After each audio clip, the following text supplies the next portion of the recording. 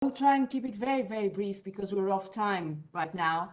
And I will just give you a very basic and main idea behind that. I know that the title doesn't make much sense.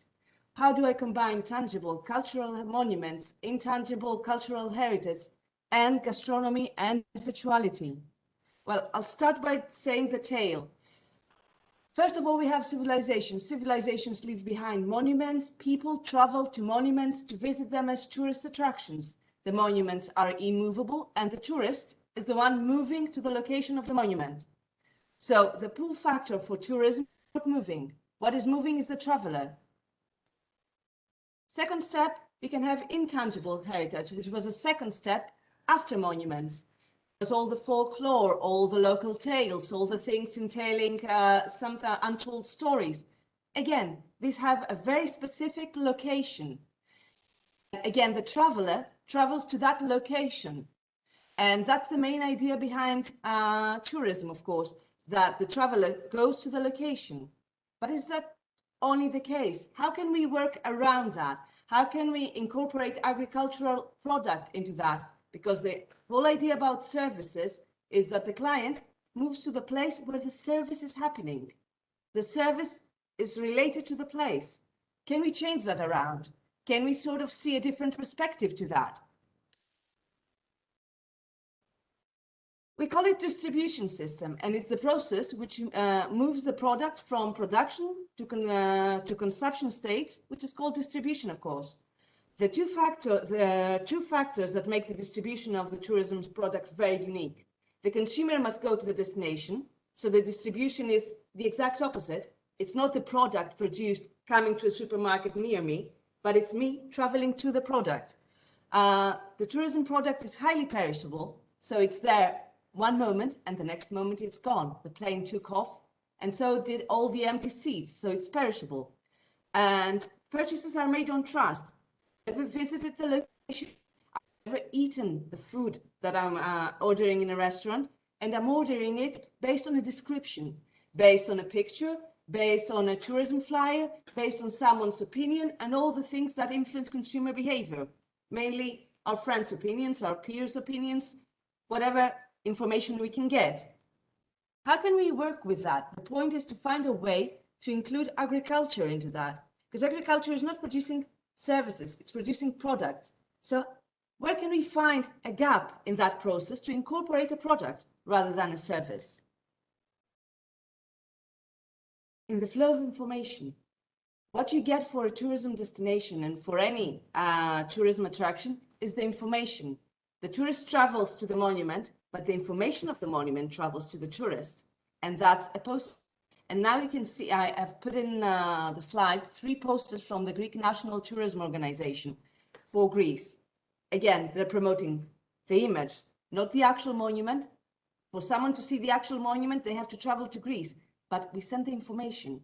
Can we set something more? Can we enhance that experience? These are all questions coming up in order to incorporate agriculture. Initially, we send images of the Parthenon. People, please come to Greece to see the Parthenon. We send the image, people come. Then we realized things about intangible culture. So festivals and theater festivals and the folklore and costumes and all the things that are part of that culture. And then we went a step further and we said that food is culture. Tried to incorporate food, to combine food with culture, and we said food is culture. And food provides, just read this last line, a direct connection with the landscape, because tourists can recognize the origins of food. They can find out where what's on their plate comes from. And it's sometimes the way we eat, and it's sometimes what we eat. So it's a product. Spot on. We came to the point where we have a product, not a service, but a product. And food needs to be tasted, but does it? Because Gordon Ramsay, Jamie Oliver, and all the other famous chefs managed to create a brand for themselves, a brand for food.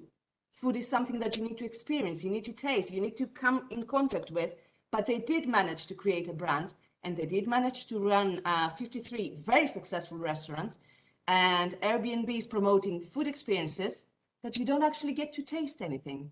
So you're tasting image. You're looking at his face or whoever's face while they're eating, and you're getting a sense of taste. Here, in this situation, agricultural activity can take it a step further, can also send the product, but you have to do the work before that. You have to manage a way, you have to find a way to manage and brand virtually food, like Gordon Ramsay did, like Airbnb experiences do.